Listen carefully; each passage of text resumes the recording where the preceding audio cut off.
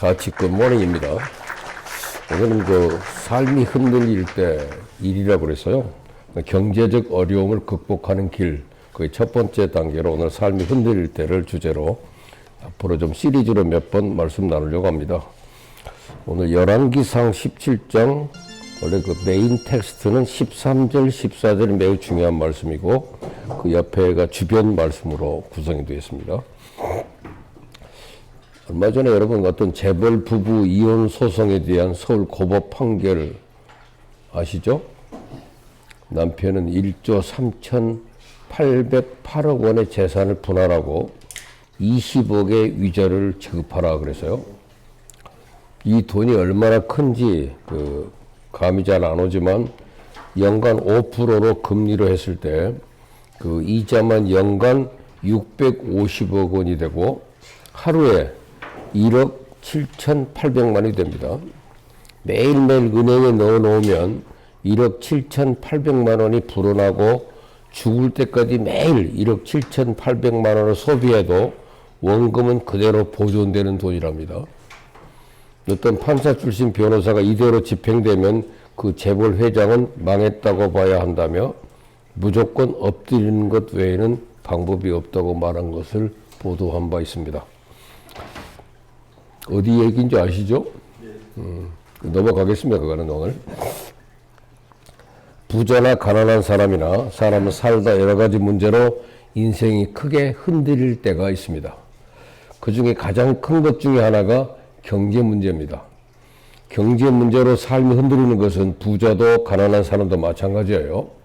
스트레스를 받고 불안과 두려움에 시달리게 되며 가정이 파괴되고 자존감이 바닥이 나고 반사회적 행동을 하게 되고 심할 경우에는 자살로 인생을 마감하게 됩니다.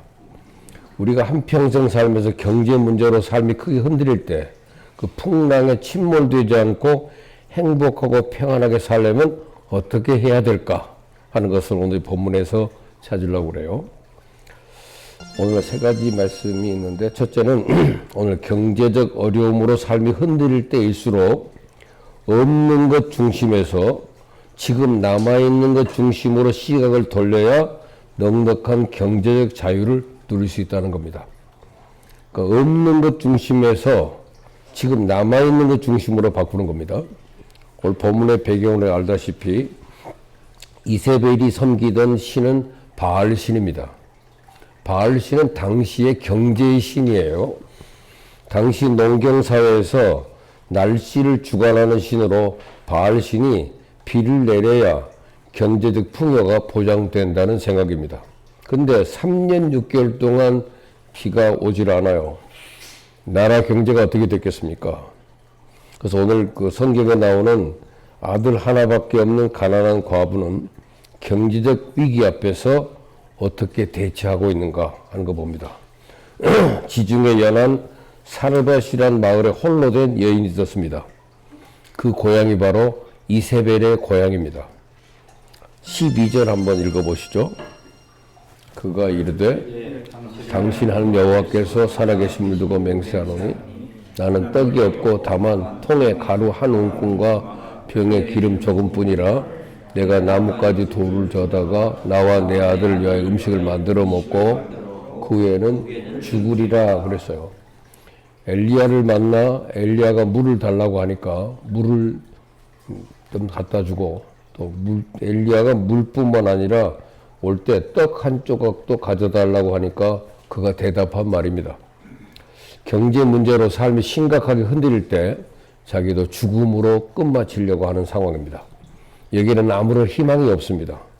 누구도 자신의 경제적 문제를 해결해 줄 수 없다고 생각하고 절망하고 포기하며 좌절하고 최상의 방법을 죽음을 택해요. 자신이 믿고 있었던 바알신도 경제 앞에서는 아무런 능력이 없습니다. 그때 엘리야 선지자가 뭐라고 말했습니까? 13절 읽어보죠. 두려워 가서 네 말대로 하려니와 먼저 그것으로 나를 위하여 작은 떡 한 개를 만들어 내게로 가져오고 그 후에 너와 네 아들을 위하여 만들라. 그 엘리야의 대답입니다. 먼저는 두려워하지 말라 그랬어요. 이상한 말을 합니다. 그리고 난 뒤에 먼저 자신을 위해 작은 떡 하나를 가지고 오라. 그리고 그 후에는 너와 네 아들을 위해 만들라 그랬어요. 그러면서 무슨 약속을 해줍니까? 그 약속이 14절이죠. 14절에 읽어봅니다. 이스라엘의 하나님 여호와의 말씀이 나 여호와가 비를 지면에 내릴 날까지 그 통에 가루가 떨어지지 아니하고 그 병에 기름이 떨어지지 아니하리라 하셨느니라 그랬어요. 이 과부도 엘리야도 지금 경제 문제로 삶이 크게 흔들릴 때입니다. 그때 그 과부는 아까 12절에 뭐라고 그랬어요? 맹세하면서 나는 떡이 없다 그랬어요. 근데 엘리야는 지금 뭐라고 말합니까? 그것으로 나를 대접하라 그랬어요. 그것 너희들만 먹고 죽을 음식이 아니라 나도 먹고 너도 먹고 살 음식이라 이 말이에요. 자신이 한 대로 하면 경제적 가뭄이 끝날 때까지 그 통에 가루가 닿지 않고 기름이 없어지지 않을 거라 그랬습니다. 여러분 똑같은 한 끼 음식이지만 보는 시각이 달라요. 여인은 이 작은 것 먹고 죽겠다고 했는데 엘리야는 그 음식으로 넉넉히 가뭄이 끝날 때까지 먹을 것이라고 말합니다. 여인은 물질의 전적인 기대치를 가지고 있고 엘리야는 하나님께 물질이 아니라 지금 주신 물질로 누리게 될 하나님의 은혜에 대하여 기대하고 있습니다. 하버드 대학교 로스쿨을 졸업하고 워렌 버핏과 함께 거물급 투자가인 찰리 멍거에게 당신은 매우 행복해 보입니다. 삶에 만족하는 것 같군요. 행복한 삶의 비결이 뭡니까? 하고 물어보니까 그가 이렇게 대답을 했답니다. 행복한 삶을 위한 제1원칙은 기대치를 낮추는 것이다. 비현실적인 기대치를 갖고 있으면 평생 괴로워진다. 합리적인 기대치를 갖고 당신이 맞이한 결과가 좋든 나쁘든 침착함과 평정심을 갖고 받아들이라. 그렇게 대답을 했답니다. 유명한 모건 하우절이 쓴 불변의 법칙이라는 책에서 그 저자는 행복을 위한 제1원칙은 기대치를 낮추는 거라고 합니다. 기대치는 할리우드 스타를 비참한 기분에 빠지게 하고 가난한 가족에게 만족감을 안겨주기도 한다 그럽니다. 돈이 행복을 가져다 주는 원리는 마약이 즐거움을 주는 원리와 비슷하다고 그래요. 현명하게 활용하면 행복을 맛보고 약점을 감추려고 사용하면 위험하며 아무리 많은 양도 충분하게 느껴지지 않으면 재앙이 초래된다 그래요. 오늘날의 경제는 부와 부를 과시하는 태도 그리고 타인의 부에 대한 불타는 시기심을 만들어내는데 소셜미디어를 통해 좋은 면은 꾸미고 나쁜 면은 꽁꽁 감춘 부풀린 삶, 꾸며낸 삶, 보기 좋게 수정한 삶을 쉽게 보고 기대치를 높인다는 겁니다. 남들 삶의 하이라이트만 모아놓은 편집된 결과물을 보고는 이를 자신의 삶과 비교한다는 겁니다. 애터미 회장이 나와서 뭐 강의하니까 그 사람이 뭐 이런 놀라운 일들 자꾸 편집해서 말하니까 그 말만 듣고 사람들 마음이 부풀어버려요. 심리학자 조나선 하이가 사람들이 소셜미디어를 이용해서 소통하기보다는 서로를 위해 공연을 한다 그래요. 남들이 모는 근사한 자동차를, 남들이 사는 멋진 집을, 남들이 다니는 좋은 학교를 보며 기대치를 높이고 비교하여 행복도를 떨어뜨리고 있다는 겁니다. 심리학 이론에 기대치 위반 효과라는 용어가 있습니다. 상대방의 행동이 자신의 기대치를 긍정적인 방향으로 위반하면 놀라움을 느끼지만은 호감이 생긴다 그 말이죠. 부정적인 방향으로 위반하면 호감이 떨어지니까 실망하게 된다는 것이죠.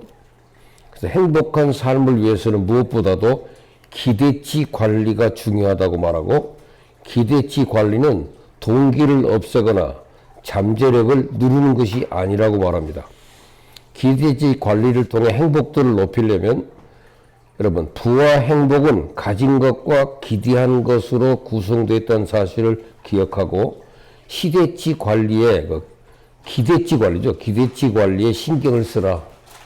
많은 사람들이 행복도를 이룬 결과를 성과물을 가지고 기대치로 나눈 값을 우리가 행복도라고 하잖아요. 기대치가 작으면 이룬 결과가 크지 않아도 만족도가 높아 행복한 생각이 들고, 이룬 결과가 아무리 커도 기대치가 그보다 더 크면 만족도와 행복도는 낮아집니다. 기대치에 따라 똑같은 결과일지라도 어떤 사람은 행복하고 어떤 사람은 불행하게 느끼게 된다, 그 말입니다. 유명한 몽테스케이가 그저 행복해지고 싶다면 그 목표는 쉽게 이룰 수 있다. 하지만 우리는 남들보다 더 행복해지길 원한다. 이는 언제나 어렵다. 왜냐하면 우리는 남들이 실제보다 더 행복하다고 믿기 때문이다, 그랬습니다. 그래서 기대치를 낮추는 가장 좋은 방법은 지금 있는 것으로 만족하는 삶을 사는 거라고 합니다. 누구나 주신 것으로 만족한 삶을 살 수는 없습니다. 무엇이 이들이 이렇게 한 끼 음식을 다르게 보게 만들었을까요?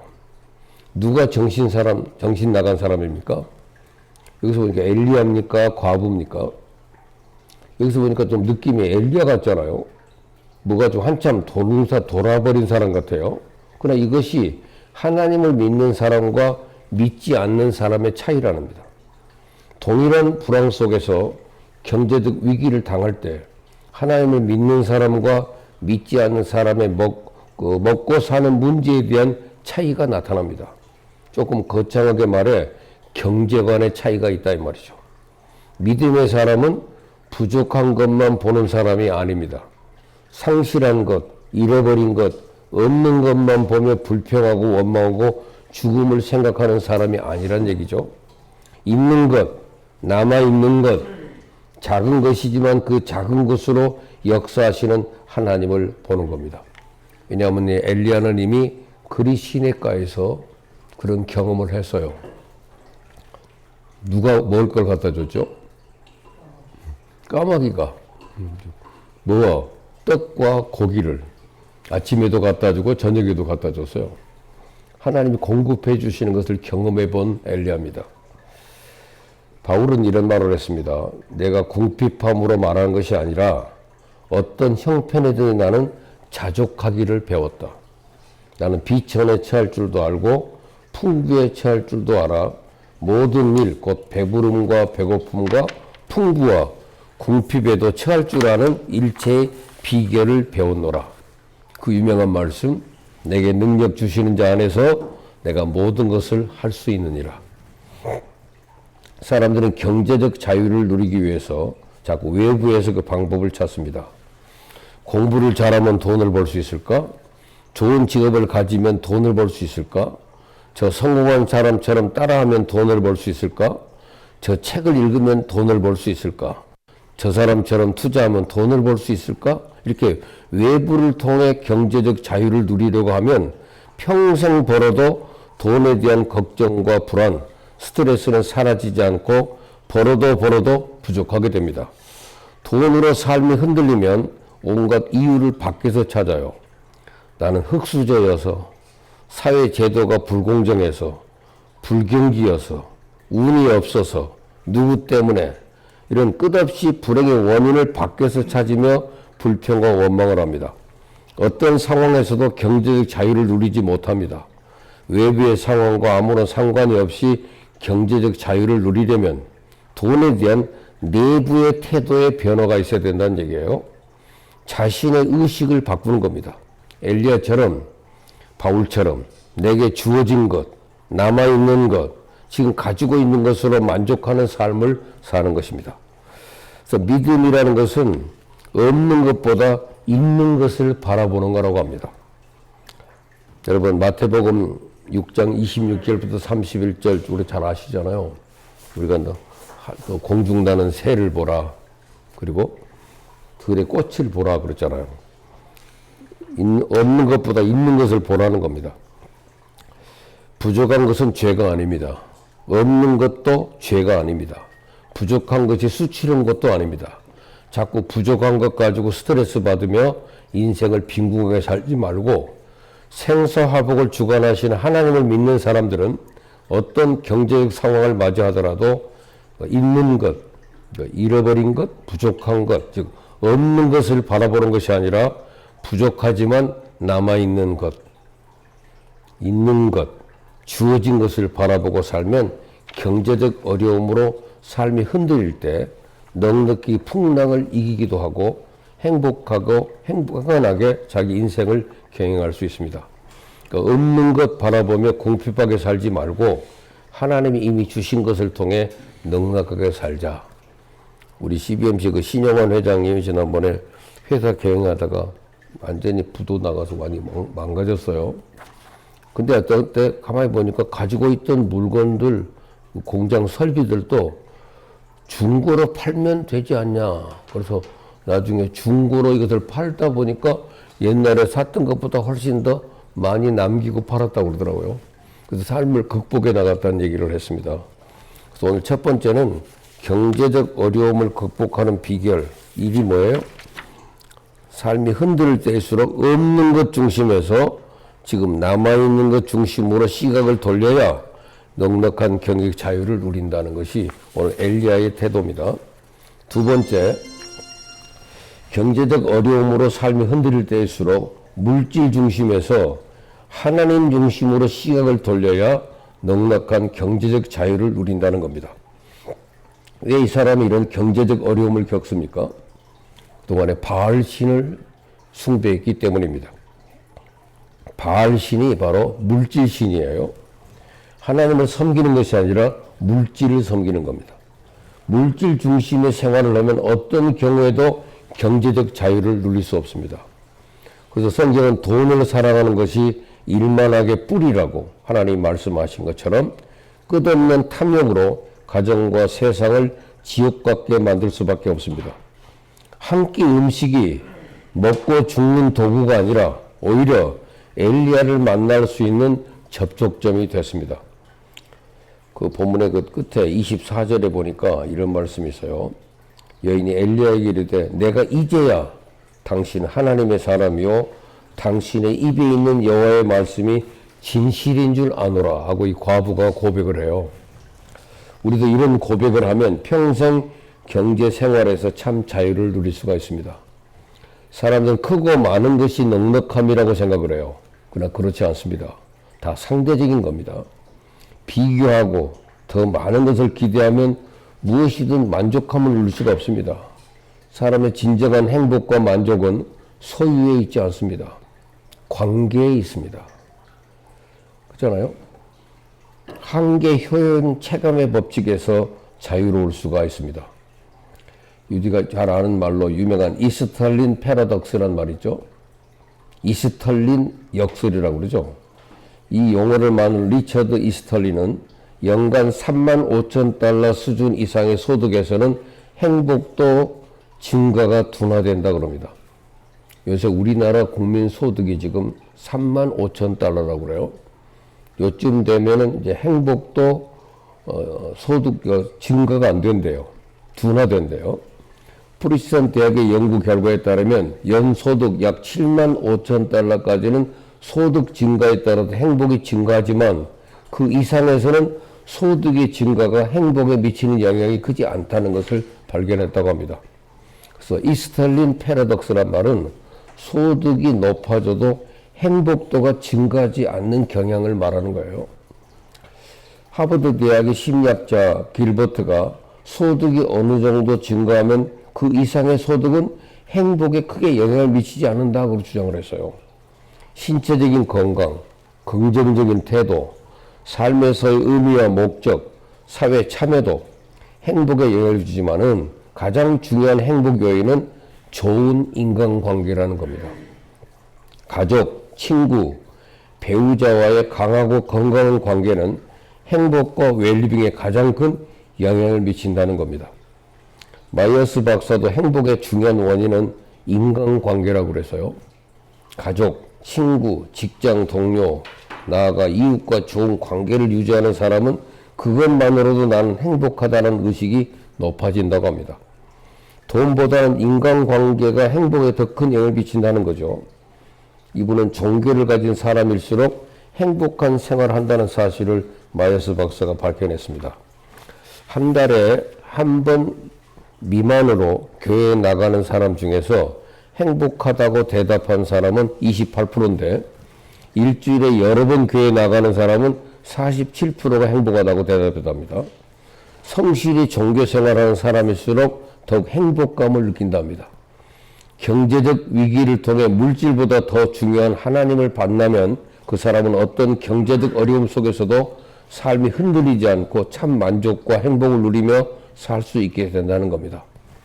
그래서 유명한 하박국 선지자의 고백, 비록 무화과나무에 무성하지 못하며 포도나무 열매가 없으며 인간이 가장 필요한 것 7가지를 얘기하면서 그것이 없을지라도 나는 여호와로 말미암아 즐거워하며 나의 구원의 하나님으로 말미암아 기뻐한다고 고백한 것이 하박국의 기도죠. 하나님은 하나님이 택한 이스라엘 백성을 향해서 이스라엘여 너는 행복자로다 그랬어요. 우리는 행복자로 하나님이 불러준 겁니다. 내가 행복자가 될 때 어떤 경제적 조건과 상관없이 행복하게 살 수 있기 때문입니다. 그러나 자신 스스로 행복자로 받아들이지 않으면 어떤 조건이 주어진다고 해도 행복하게 살 수 없는 겁니다. 경제적 어려움이 오면 흔들리지 말고 그럴 때일수록 하나님께 더 가까이 나아가 하나님이 주시는 풍요한 삶을 넉넉히 누리는 인생이 되어야 된다는 얘기입니다. 부족한 것으로 인해서 나빠지는 인생이 되지 말고 그것으로 인해서 주님 앞에 나가 진정 주님을 만나면 상상할 수 없는 기쁨과 넉넉함이 있기 때문입니다. 세 번째, 경제적 어려움으로 삶이 흔들릴 때일수록 나 중심에서 타자 중심으로 시각을 돌려야 넉넉한 경제적 자유를 누릴 수 있다는 겁니다. 이 여인은 한 끼 음식 때문에 자기 먹고 죽기에도 부족하다고 그래서요. 지극히 자기중심적입니다.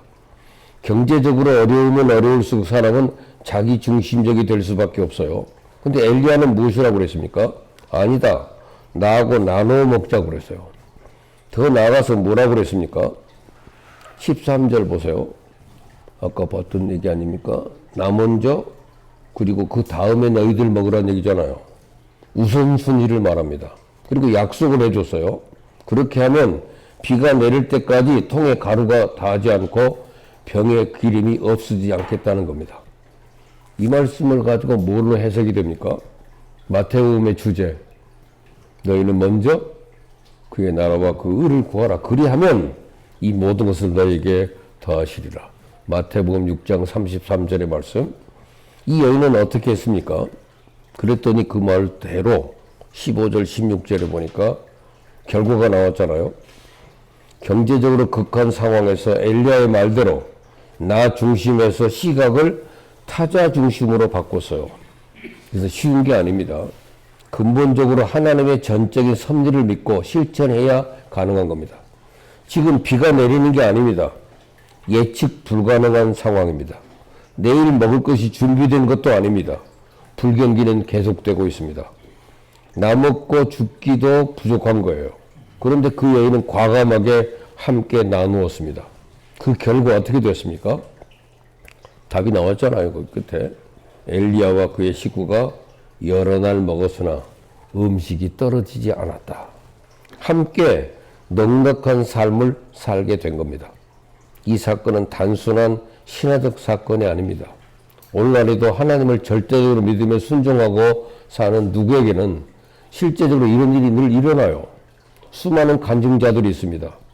쌓아놓는다고 풍요로운 것이 아닙니다. 많고 적음의 문제가 아니라 어떤 환경에서도 나누는 자가 진짜 풍요로운 삶을 사는 자들입니다. 경제적 참 자유를 누리는 삶을 사는 것이죠. 광야 생활을 할 때 이스라엘 백성들의 그 삶의 모습을 보세요. 매일매일 만나와 메추라기를 거둡니다. 쌓아놓으면 썩어버립니다. 그런데도 한 사람도 굶주려 죽은 사람이 없습니다.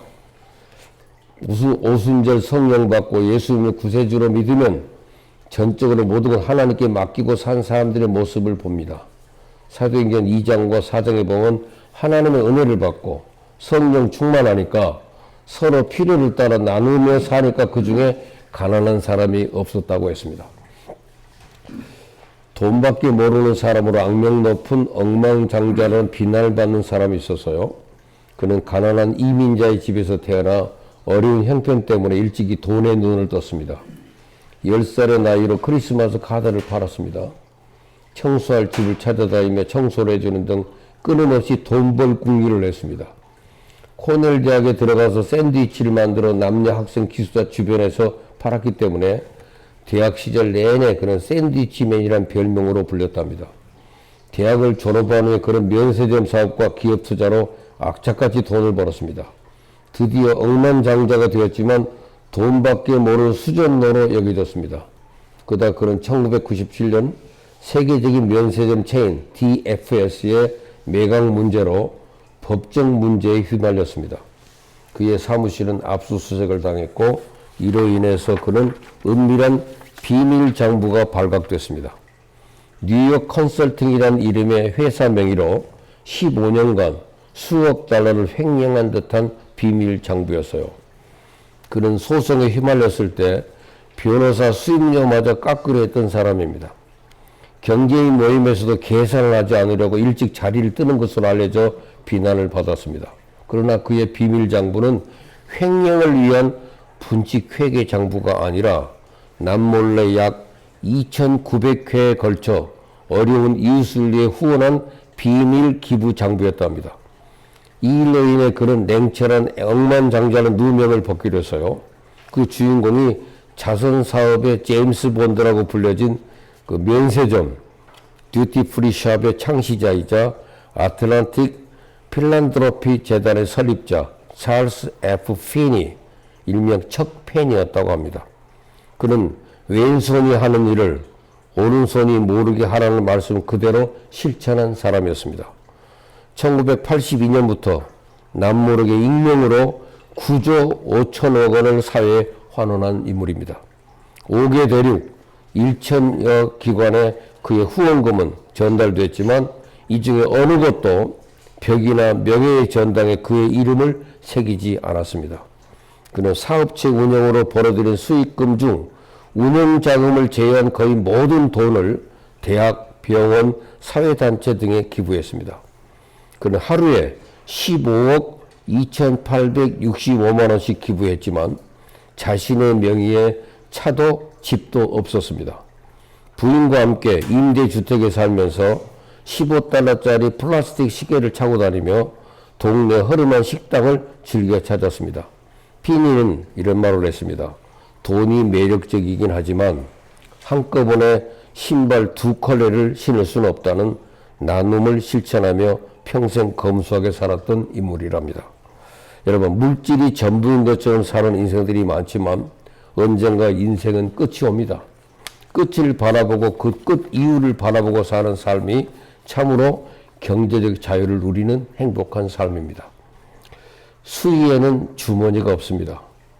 손가락 10개로 바람 움켜잡을 수 없고 힘으로 흐르는 시간을 멈추게 할 수 없고 모래에 이름 새겨도 밀물 앞에 올라가지 못합니다.